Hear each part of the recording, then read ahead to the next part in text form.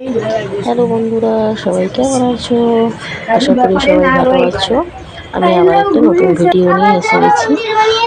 এই যে মাছগুলো মানে ভিডিও করবো না ভেবেছিলাম, তার বলছি একটা ভিডিও করে নিই, কেন লং ভিডিও ছাড়তে তো হবে, কী দেবো বুঝতে তো পারি না, সেই জন্য এই রান্নাটার একটু ভিডিও করে নিলাম। এই যে মাছগুলো ভেজে রেখেছি, দেখিয়েছি মাছগুলো এই যে ভাজা আছে। মাছ ভাজা ওই যে কড়াতে মাছ ভেজেছিলাম, তেল ছিল, ওতেই আর একটু সামান্য তেল দিয়ে পাঁচ ফোড়ন দিয়েছি, দিয়ে আলুগুলো দিয়ে দিচ্ছি। মানে ঝাল করব না, মানে এত গরম পড়েছে, সেই জন্য মানে হালকা তরকারি করব, সেই জন্য আলুগুলো দিয়ে দিলাম। মানে আগে রান্না হয়ে গেছে, আগে এদিকে রান্না হয়ে গেছে। এটা অনেক দিনের ভিডিও, আজকে ভয়েস দিচ্ছি, কিন্তু রান্না হয়ে গেছে আমার অনেক আগে। কিন্তু কী কী রান্না করেছি আমার এটা মনে নেই, তার আগে কী কী রান্না করেছি। হ্যাঁ, সেদিনকে আমাদের বাড়িতে একজন আত্মীয় এসেছিলো, এটা মনে আছে, একটা আত্মীয় এসেছিলো, ওই যে ওর গলার ভয়েস হয়তো শুনতে পাবে।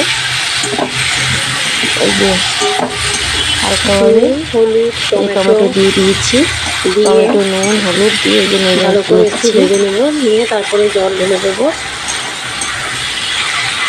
বেশি করবো না, মানে ঝাল বা মানে জিরা জিরির মতো করবো। লঙ্কা নেই তো, কাঁচা লঙ্কা নেই, সেই জন্য গুঁড়ো লঙ্কা একটু হালকা দিতে হয়েছে।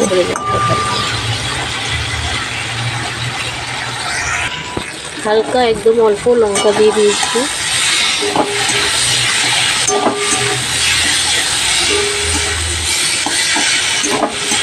তরকারিটা লাল হয়ে গেছে, টমেটোটা দিয়েছি বলে সেই জন্য লাল হয়ে গেছে, কিন্তু লঙ্কা হালকা দিয়েছি। এবারে জল দেবো।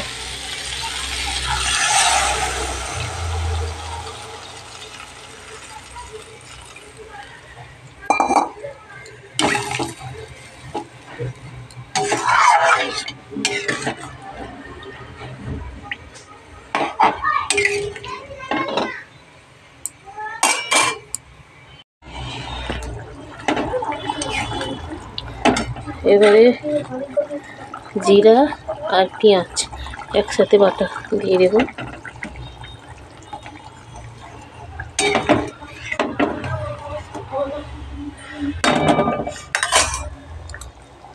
এরপরে ভেজে রাখা এই যে মাছ ভাজাগুলো দিয়ে দেবো।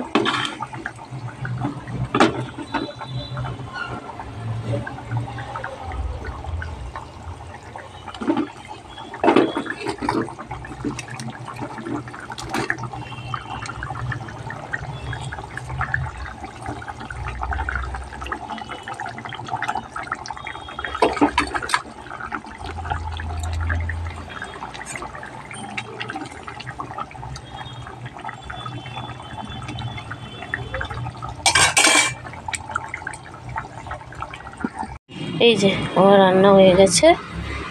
এইভাবে রান্না করে একবার দেখবেন, ভালো লাগবে খেতে, গরমকালে তো আরোই ভালো লাগবে। এই যে